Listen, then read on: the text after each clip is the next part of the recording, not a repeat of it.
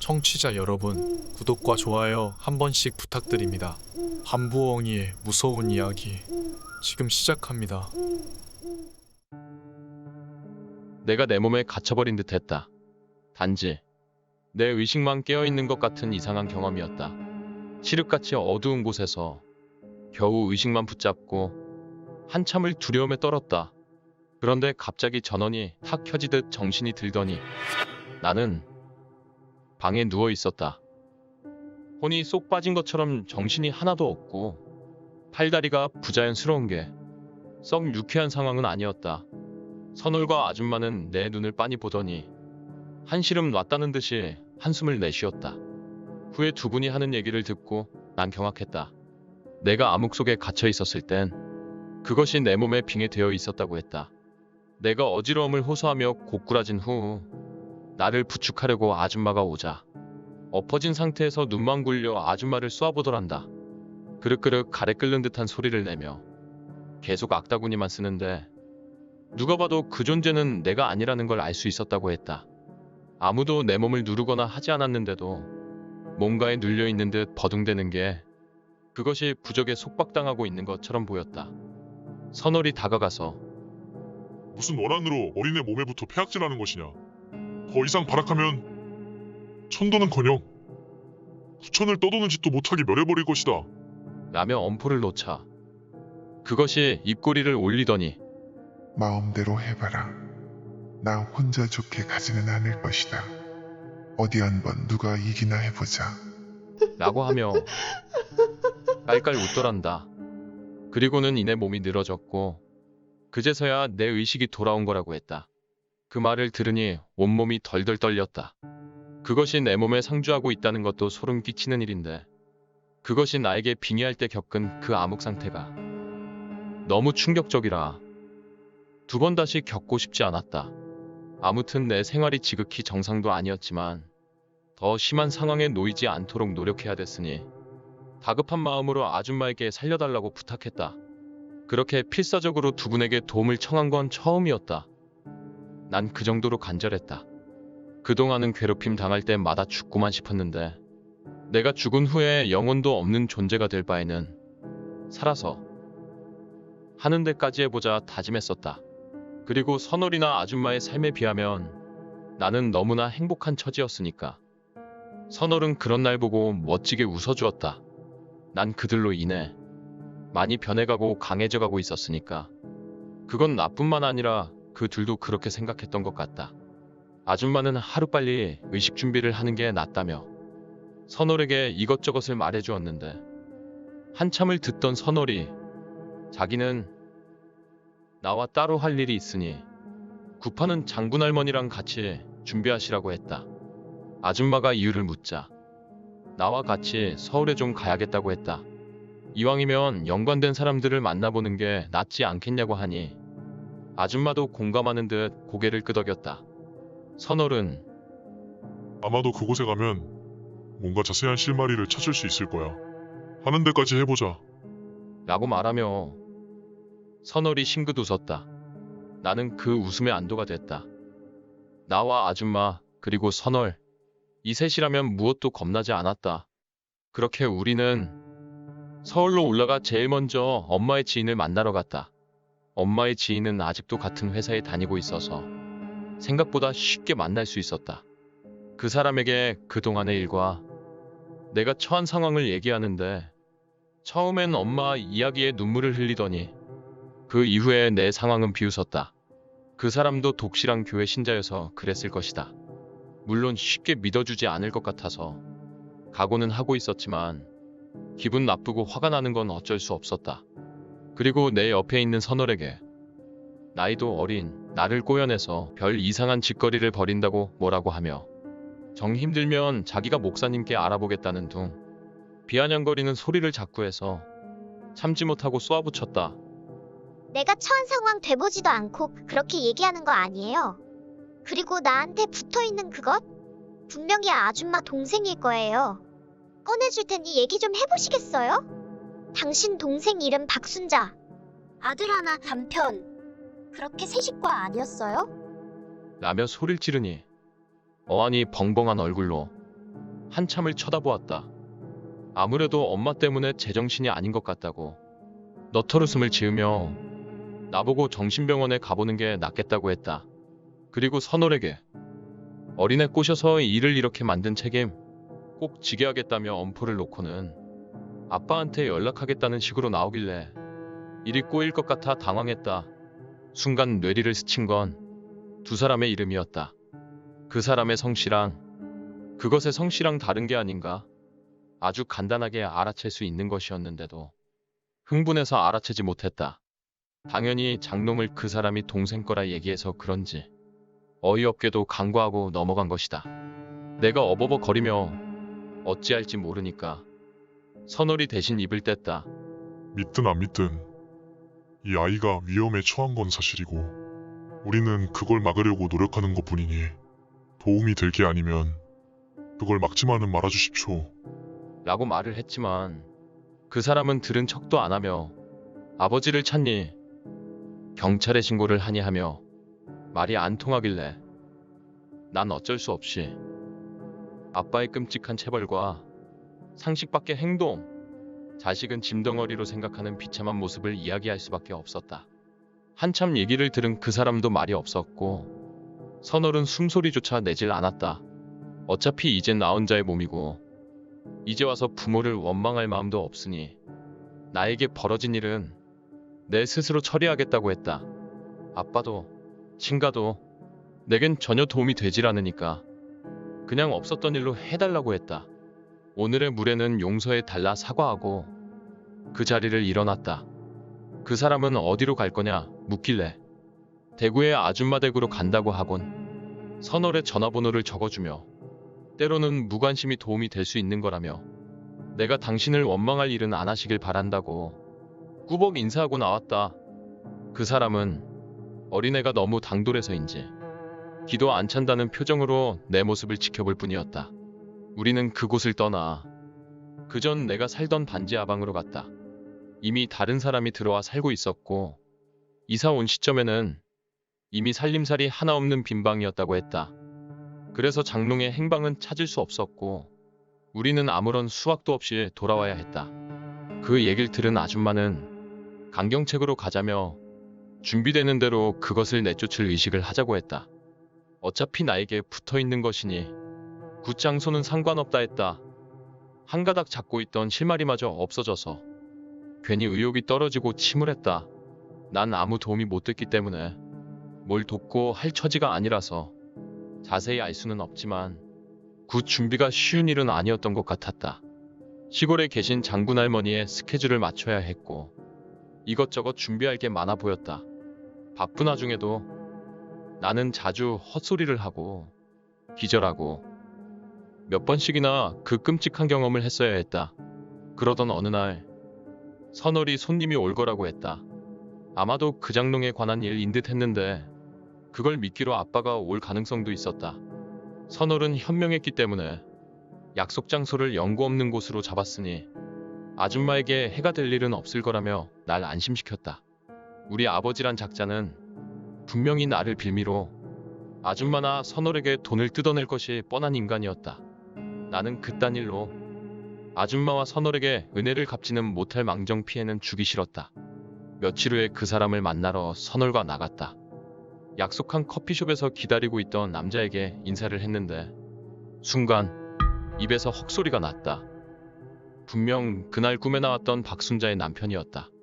꿈에서 본 것보다 많이 마르고 수염이 거칠어 그런지 더 늙어 보였지만 한눈에 알아볼 수 있었다. 그 남자를 보니 가슴 한켠에서 요동치는 느낌 같은 게 들었는데 난 아무렇지 않은 듯 있었다. 우린 한참 말없이 앉아 있었고 남자가 가까스로 입을 뗀 건 내 나이를 묻는 것이었는데 난 얼른 대답하고는 단도직입적으로 묻기 시작했다. 당신의 아내의 이름이 박순자고 다 큰아들이 하나 있지 않냐? 라고 하니 남자의 얼굴이 굳어졌다. 어렵게 입을 열어 맞다고 대답하더니 나보고 무당이냐고 물었다. 무속인은 나를 도와주시는 분들이고 나는 무당이 아니라고 했다. 아무래도 그 사건에 필요한 일들이라 자꾸 행방을 찾고 있었던 거니 서로 도왔으면 좋겠다고 어른스럽게 얘기했다. 남자가 천천히 지난날 일들을 이야기했다. 본인과 박순자, 그리고 다 큰 아들 하나, 이렇게 세 사람이었는데 젊어서 엄청 고생해서 어렵사리 집장만을 했고, 그때 집안 살림도 모두 다 새 것으로 바꾸고 새롭게 시작하자며 너무 좋아하던 아내의 모습이 자꾸 떠오른다며 고개를 떨궜다. 그때 산 장롱이 내가 아는 그 장롱이냐 묻자 남자는 조심스레 고개를 끄덕였다. 남자는 장롱에 대해 자세한 이야기를 했다. 그 장롱은 새 살림을 장만하면서 새로 산 거였고, 얼마 안 돼 박순자가 죽으면서 죽음을 받아들이지 못한 가족들은 망가지기 시작했는데, 그래도 젊은 아들이 생각을 고쳐먹고 엄마의 그늘에서 벗어나자며 하나하나 정리를 시작했다고 한다. 그러던 중 새로 산 장롱까지 버리자 말자 옥신각신했는데 결국 아는 사람에게 줘버렸다고 했다. 그래도 마음 한켠에는 계속 찝찝함이 남아있던 중에 나의 소식을 전해 들은 것이라 했다.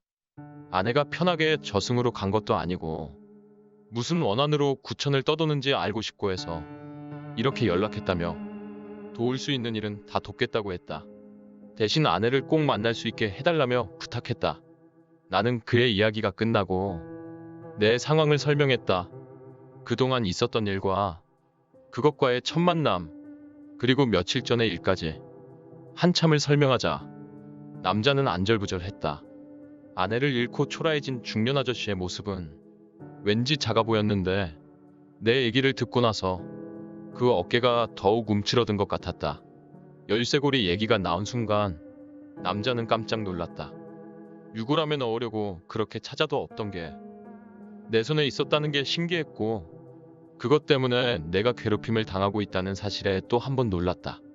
이사를 하고 작은 파티를 열었는데 아들이 그동안 고생했다며 준 선물이라 애지중지 잘 모셔뒀다고 했는데 며칠 후에 그렇게 가버렸다며 끝내 참던 눈물을 터뜨렸다. 나와 선월은 그 모습을 보며 모든 궁금증이 해결된 듯 마주보고 고개를 끄덕였다. 남자는 목소리를 가다듬더니 앞으로의 계획에 대해 묻길래 선월이 이렇게 된 이상 구파는 그쪽 집에서 하는 게 좋을 것 같습니다. 라고 말했고, 남자는 흔쾌히 승낙했다. 일정이 잡히면 연락 달라고 하며 악수를 청했다. 아저씨는 푸근한 얼굴로 고생시켜서 미안하다라고 대신 사과했다. 사과를 받는 것도 굉장히 뻘쭘한 상황이라 그냥 인사만 꾸벅하고 헤어지게 되었다. 집에 돌아와 그 이야기를 하니 아줌마가 활짝 웃으며 잘 되었다고 말했다. 사람의 인연과 과거의 업은 어떻게든 얽혀 있어서 필연을 만들어내는 것 같다고 생각지도 않은 의외의 소식에 선월에게 엄청 칭찬을 했다. 기쁜 마음으로 장군 할머니께 전화를 걸어 소식을 전한 아줌마는 장군 할머니가 며칠 내로 오실 것이라 했다. 아주머니가 처음으로 하는 구신이 신어머니 도움을 받아야 하기에 계속 시간이 맞길 기다렸는데 날짜가 정해졌다고 오시기 전에 준비를 다 해놓자 했다. 이래 가닥이 잡히니 일사천리로 쉬웠다. 급한 날이 정해지고 선월은 그 아저씨에게 연락해서 자세한 얘기를 했다. 일주일 후 선월과 나는 전날 미리 그곳에서 하루 묵기로 하고 그 집으로 갔다. 연신내역에 내려서 한참을 걸어 올라가야 하는 동네였는데 이상하게도 늘 가던 길인 양 자연스럽게 그 집까지 헤매지도 않고 갔다. 도착하니 집엔 아들이 있었는데 대학생인 듯 보였다. 꿈에서는 이목구비가 약간 흐리게 나오긴 했지만 그 집 아버지처럼 한눈에 알아볼 수 있었다. 보자마자 마음이 뭉클해졌다. 그 감정은 내 감정이 아닌 듯 했다.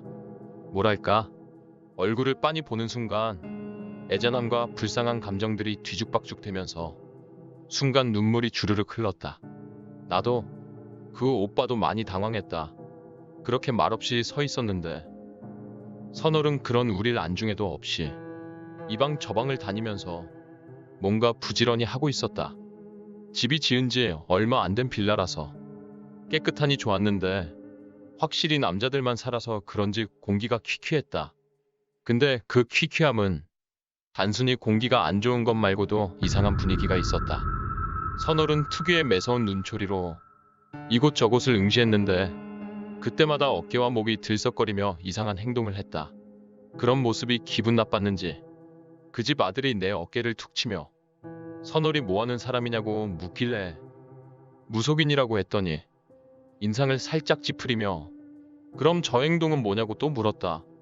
나도 잘은 모르겠지만 뭔가 좋지 않은 게 있어 그런 것 같다고 했더니 콧방귀를 뀌며 나지막히 비웃었다. 그런 상황이 불쾌한 것은 이해 가지만 지금 이게 누구 때문인데 하고 울컥했다. 물론 그 오빠의 잘못은 아니지만 속으로는 너희 엄마 때문인데 라고 계속 따지고 있었다. 잠시 후 선월이 하던 일을 멈추고 돌아왔다. 내가 왜 그러냐고 묻자 대답 않고 서 있더니 아저씨가 오면 이야기 좀 나눠봐야겠다고 했다. 난 뭔가 불쾌한 게 있구나 하는 생각이 들었는데 안방에 짐을 놓으려 들어가자마자 등골이 서늘한 걸 느꼈다. 말이 안방이지. 작은 TV 하나에 어수선한 패턴의 싱글 침대 하나가 다였는데 그래서 그런지 더 삭막하고 기분이 좀 안 좋았다. 방을 둘러보고 나가려는데 내 몸이 사시나무 떨리듯 떨렸다. 무슨 영문인지도 모른 채 겁에 질렸는데 머릿속에선 계속 도망가야 된다 라는 말이 떠올랐는데 너무 혼란스러웠다. 순간 내 의지와 상관없이 몸이 꼿꼿해지더니 누가 내 머리를 세게 치는 듯한 느낌을 마지막으로 정신을 잃었다. 이번에는 내 의식조차 없었는데 깨어나 보니 선월이 내 다리를 주무르고 있었고 그 아저씨도 와 있었다. 아저씨의 아들인 그 오빠는 내가 눈을 마주치자마자 내 눈을 피하더니 방으로 들어가 버렸고 아저씨도 선월도 썩 좋은 얼굴은 아니었다. 난 직감적으로 그것이 또 나와선 난리를 쳤겠구나 했는데 한 가지 의아한 건 그것은 자기 집인데도 해괴한 짓을 하나? 이해가 안 갔다. 선월에게 무슨 일이냐 묻자 아저씨가 대신 입을 열었는데 선월은 하지 말라며 아저씨 말을 가로막았고 나에게 그저 쉬라고 하고선 두 분이서 할 얘기가 있는지 같이 밖으로 나갔다. 기분이 더러운 건 안돼. 그 기분 나쁜 눈초리를 보이던 그 오빠가 굉장히 불쾌했다. 난 화장실이 가고 싶어 방에서 나갔다. 내가 화장실 갈 때를 기다렸다는 듯이 오빠 방의 문이 열렸고 눈이 마주쳤다. 굉장히 경계하는 기분 나쁜 눈초리에 심기가 불편해졌지만 괜한 분란 일으키기 싫어 그냥 무시하고 넘어갔다. 볼일을 보고 나오는데 계속 기다리고 있었는지 나를 불러 세웠다. 왜 그러냐고 묻자 다짜고짜 정체가 뭐냐고 물었다. 무시하고 지나치려는데 내 뒤통수에 대고 막말을 하기 시작했다. 자기 엄마 팔아서 등을 쳐먹는다나 뭐라나. 그거 말고도 뭔가 주절주절 말이 많았는데 기억이 잘 안 난다. 순간 우욱하는 마음에 나도 내가 사기꾼이었으면 차라리 좋겠다며 화를 냈다. 네가 1분이라도 내가 했던 끔찍한 경험을 했다면 그딴 말 못할 거야. 나도 같이 쏘아붙이며 해서는 안 될 말을 했다. 어차피 네 애미도 곧 있음 이승에서 못 볼 텐데. 지금 실컷 봐도 악다구니를 쓰니까 뺨이 철썩하더니 얼얼해졌다. 난 오빠를 노려봤고 그 오빠도 날 노려본 채로 한참을 서 있었다. 소란스런 소리에 아저씨와 선월이 밖에서 이야기하고 있다가 들어왔고 우리 둘의 상황을 보더니 선월이 한숨을 내쉬었다. 말리는 아저씨를 내치며 오빠가 말했다. 저 사기꾼들이 우리 처지 이용해서 돈이나 뜯어낼 심산일 거라고 왜 바보같이 당하고만 있냐고 막말을 하니까 아저씨가 오빠의 뺨을 후려쳤다. 버릇없이 구는 것도 정도껏 하라며 선월과 나에게 사과하라고 하니 방문을 확 닫고 들어가 버리더라. 나와 선월은 뻘쭘하게 서 있었고 아저씨가 대신 굽신굽신 사과하고 오빠의 방으로 들어가는데 고성이 오가며 싸우는 소리가 들렸다. 얼핏 들은 내용으로는 내가 아까 기억을 잃었을 때의 일을 이야기하는 것 같았다. 나는 어리둥절한 표정으로 서 있었고 선월은 마른 침만 삼킬 뿐이었다. 선월이 피곤할 테니 방으로 들어가자 하길래 나는 선월의 팔을 밀쳐내고 계속 싸우는 소리를 엿들었다. 내가 기억을 잃었을 때 내 몸에 들어와 있던 게 박순자가 아니라는 내용, 그리고 어떤 남자의 목소리가 들렸다는 내용. 나는 선월을 말없이 쳐다보았다. 선월은 난감하다는 듯이 머리를 쓸어 올렸는데 내가 이 이야기가 뭐냐라고 묻자 내일 아줌마 일행 오면 이야기하자며 얘기가 길다고 했다. 지금 당장 이야기하라고 화를 내니까 내일이면 다 알게 될 테니까 하루만 참아보라며 방으로 들어가 버렸다. 선월이 내 이부자리와 자기 이부자리를 피더니 먼저 누워서 자버렸다. 얘기 안 해주려고 수쓰는 것 같아. 이를 박박 깔고 내일 일어나서 보자 하고 나도 잠에 들었다. 다음날 아침 일찍 우리는 아줌마 일행을 마중 나갔다. 장군 할머니와 벙어리 중년 여자 아줌마 셋이 차에서 내렸다. 굿을 한다면서 왜 셋만 오는지 이상했다. 분명 그 전에 얘기하는 걸 들었을 때는 북 쳐주고 꽹가리 쳐주는 아저씨들이랑 상차림 도우는 분들이랑 인원이 엄청 들어간다고 얘기 들었는데 달랑 세 분만 오시니 궁금했다. 장군 할머니는 여전히 딱딱한 얼굴이셨고 인사만 겨우 받아줄 뿐이었다. 아줌마가 어서 들어가자며 집으로 들어갔고 마지못해 인사하는 그 집 오빠와 간단한 다과를 준비하던 아저씨가 일행을 반갑게 맞아주었다. 나는 앉자마자 아줌마와 선월에게 숨기는 걸 빨리 이야기해달라고 했다. 아줌마는 약간 어리둥절한 표정이었고 선월은 헛기침만 해댔다. 어제 일을 이야기하면서 내가 모르는 게 도대체 뭐냐고 물었더니 장군 할머니가 이제 이야기해줘라. 얼마 안 남았으니 됐다. 이러더라고. 선월이 먼저 입을 열었다. 난 그 이야기를 듣고 머리가 띵해졌다. 그 이야기는 내 몸에 박순자와 이름 모를 남자연가 그렇게 둘이 있는데 아줌마나 선월 모두 처음부터 두 존재를 느꼈다고 했다. 박순자 말고 내 기를 빨아 힘을 축적하고 있던 건 그 남자 연가라고 했다.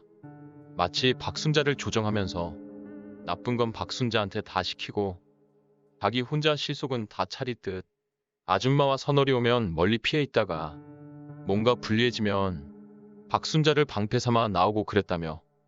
아마도 내가 제일 처음 교회에서 마주쳤던 게 그놈이고 계속 그놈에게 괴롭힘을 당하고 있다가 이 집에 와서 눈에 띄게 박순자가 돌아다닌 거라고 얘기했다. 뒤죽박죽이라 머릿속에서 정리가 안 되는데 결론은 내 몸속에는 박순자 혼자가 아니라 그 놈이랑 두 마리가 같이 있다는 사실이다. 이제껏 이야기를 안 한 건 그놈이 설치고 다녀야 떼어내기도 쉽다고 일부러 서울까지 와서 그놈을 끄집어낸 거라고 했다. 내가 이 집에서 정신을 잃었을 때 그놈이 이곳에서 완전히 정체를 드러낸 데에는 뭔가 확실한 이유가 있을 거라고 했다. 우리에겐 박순자에 대한 실마리 뿐이었고 그놈에 대해서는 아무런 단서가 없으니까 이제부터 찾아야 한다고 했다. 이야기가 대충 끝나고 아저씨와 오빠가 들어왔다. 오빠는 뻘쭘한 표정으로 어제 일에 대해 사과했고 나는 못 들은 척 그냥 넘겨버렸다. 둘이서 무슨 말이 있었는진 몰라도 그 오빠는 나에게 굉장히 미안해하는 표정이었다. 불현듯 아줌마가 그 오빠 손을 붙잡고 나지막히 이야기했다. 너도 편하진 않았겠구나 하면서 어깨를 툭툭 두 번 털어주는데 내 눈에 뭔가 희미한 연기 같은 게 보였다. 굿은 이 집에서 안 할 거라고 했다. 내가 그 이유를 묻자 어차피 이 집에서 굿할 필요는 전혀 없었고 그저 박순자와 연관된 장소라서 와본 것뿐이라고. 하지만 생각외로 이곳에서 뜻밖의 단서가 있다고 했다. 장군 할머니가 오빠를 물끄러미 쳐다봤는데 오빠가 그 기세에 눌렸는지 주눅이 든 것 같았다. 장군 할머니가 너는 왜 쓸데없는 짓을 해서 이 분란을 일으키냐? 라고 말했다. 그 오빠는 영문도 모르고 혼이 나니 얼이 빠졌는데 장군 할머니는 더 이상 말하지 않고 혀를 찢찢 찼다. 아저씨가 장군 할머니에게 무슨 뜻이냐고 거듭 묻고 또 묻자 한참 만에 할머니가 대답을 했다. 네 놈이 타달고 와서 네 애미도 죽고 집안이 쑥대밭이 됐구만. 한 놈도 아니고 두 놈 세 놈. 집구석이 사람의 집인지 귀신의 집인지 알 수가 없다. 라고 호통쳤다. 우리들은 그건 또 뭔 소린가 싶어서 어안이 벙벙했다. 아줌마와 선월은 다 알고 있다는 표정이었고 뭔 말인지 물으려고 하니 시간 없으니 빨리 일어나자고 하시곤 휑하니 나가버렸다. 벙어리 아줌마가 회색 봉고차를 끌고 와서 우리는 다 그 차에 타서 이동했다. 한 30분쯤 달린 것 같았는데 서울 근교에 이런 시골 같은 곳이 있었나 싶은 게 꾸불꾸불한 도로를 계속 가더니 커다란 간판으로 굿땅이라고 써있는 곳에 도착해서 내렸다. 굿땅이라고 해서 난 엄청 살벌한 곳일 줄 알았는데 그냥 시골집 같이 생겼다. 그 집 마당에는 엄청나게 큰 나무가 있었는데 보기만 해도 을씨년스러운 게 아마 계절 탓도 있겠지만 잎사귀 하나 없이 앙상한 회색빛 나무가 아주 흉물스럽게 생겼었다. 한참 그 나무에 정신이 팔려 있었는데 당군 할머니가 뭘 넋놓고 있냐며 호통을 쳐서 죄송하다 하고는 얼른 집 안으로 들어갔다. 우리는 거실에 앉아 있었고 아줌마와 할머니 선월은 다른 방으로 가서 한참 후에 선월이 고개를 빼꼼히 내밀고 오빠 보고 들어오라고 손짓했다. 오빠는 쭈뼛쭈뼛 망설이다 방에 들어갔다. 방에서 말소리 같은 게 들리더니 우당탕탕 소란이 났다. 아저씨가 놀라서 방문을 열려고 하니까 방문이 잠겨서 열리지 않았고 계속 그 오빠의 이름을 부르면서 괜찮냐고만 소리쳤다. 아저씨가 문을 부술듯이 두드리자 가만히 앉아있던 벙어리 아줌마가 아저씨 등을 툭 치며 시끄러우니 잠자코 있으라고 했다. 순간 난 그쪽으로 쳐다보며 아줌마 벙어리 아니네요? 라고 말해버렸다. 그 아줌마는 씩 웃으며 쓸데없는 말 하려고 달린 입이 아니니까. 라고 짤막하게 얘기하고는 다시 앉아 있었다. 아저씨는 얼굴이 하얘져서 안절부절 못하고 있었는데 얼마 후 방문이 빼곡 열리더니 얼굴에 온통 땀범벅을 한 오빠가 나왔다. 쓰러지듯이 자리에 앉아서 숨을 고르고 있었는데 아저씨가 호들갑을 떨며 괜찮냐 무슨 일이냐 말만 반복하고 있었다. 선월이 뒤늦게 나오자 아저씨는 또 선월에게 매달려서 무슨 일이냐 하니 세 분이 나와 자리에 앉아서 이야기를 했다. 그 집에는 귀신이 둘이 있는데 하나는 오빠의 어깨 위에 늘 붙어 다니고 하나는 안방에 박혀 있다고 했다. 그 귀신들은 무당이 셋이나 있으니 자신의 사정을 쭉 이야기했는데 자기들은 살아생전 친구였고 원래는 3명이었는데 한 놈이 나가버려서 지금은 둘이 남아있다고 했다. 그래서 아줌마가 니들 셋이 박순자 죽이지 않았냐? 라고 하니 펄쩍 뛰면서 우리는 아니라고 자기들은 그저 이곳에서 머물고 싶었을 뿐인데 셋 중 하나 나가버린 놈이 원래 죽기 전부터 성질이 고약하고 못됐었다고 그놈이 수승거라며 핑계를 대더란다. 그 3명은 살아생전 오토바이를 타고 가다가 트럭에 받쳐서 셋 다 그 자리에서 죽었다고 했다. 그렇게 이리저리 떠돌아다니다가 어느 흉가에 자리 잡고 살고 있었는데 어느 날 맛있는 냄새가 나서 간 곳에 이 집 오빠가 있었다고 했다. 친구들이랑 담력시험 한다며 귀신을 부를 거라고 쇼를 했는데 나름 상차림도 하고 아주 몸에 쓰여주길 바라는 듯이 무방비 상태였다고 했다. 셋은 개걸스럽게 음식을 먹어치우고 술에 취해 해롱거리는 오빠 몸에 구물구물 들어붙었다고 했다.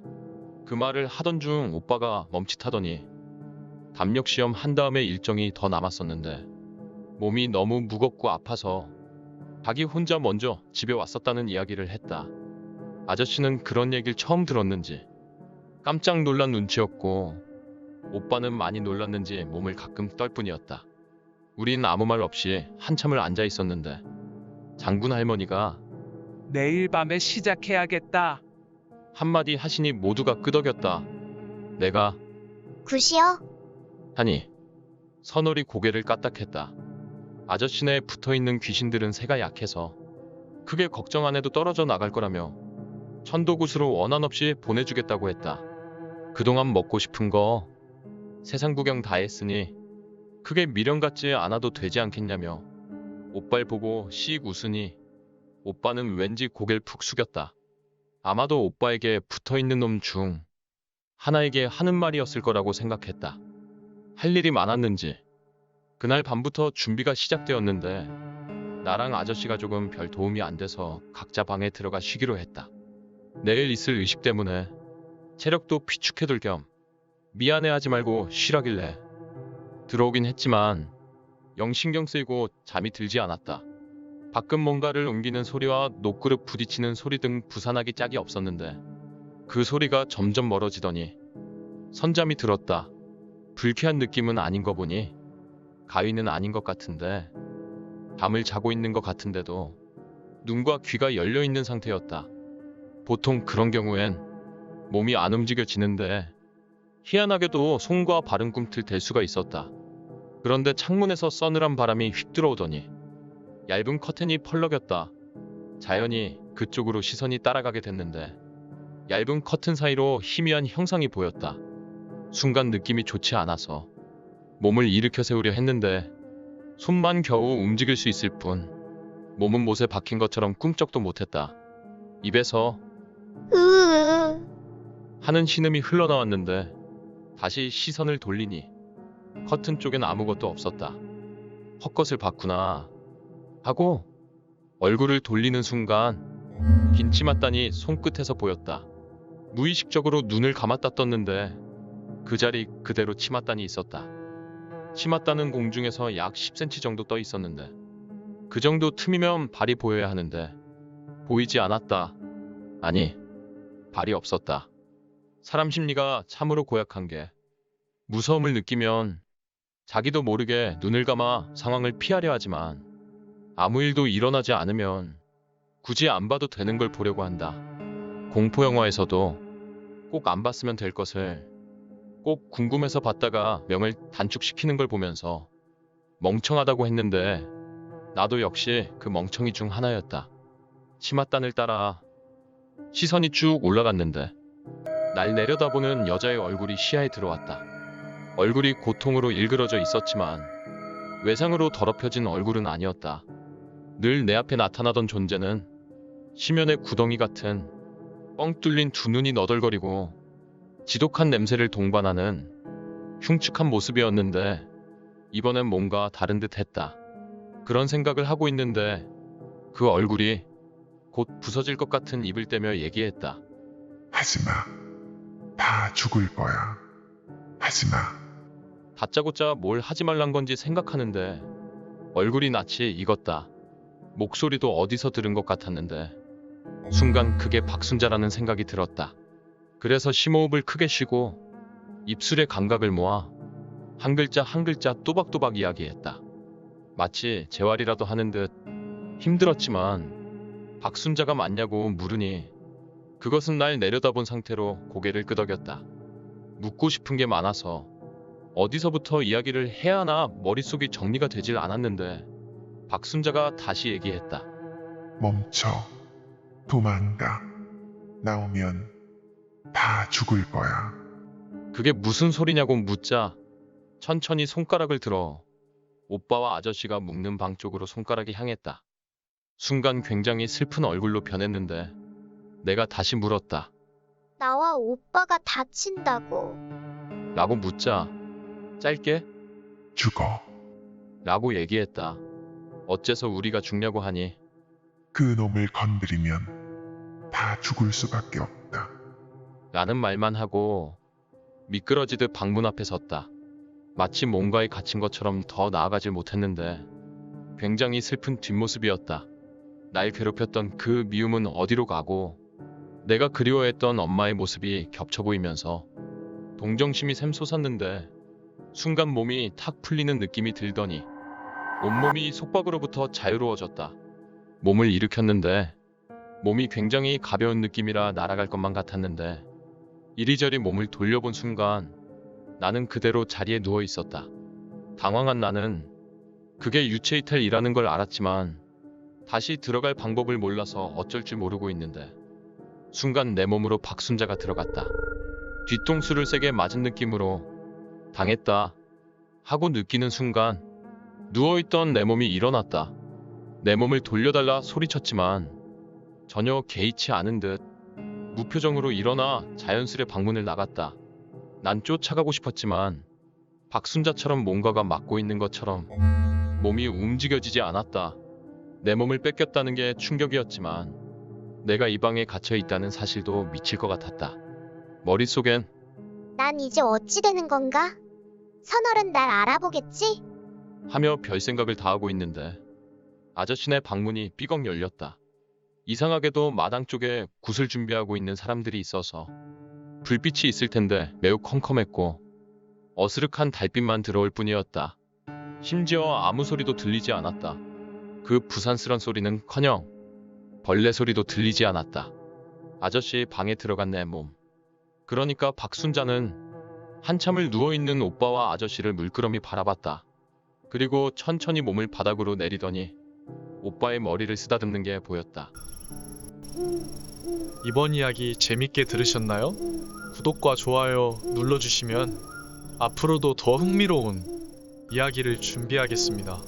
제 영상을 시청해주신 분들 행복한 하루 되시길 바랍니다. 감사합니다.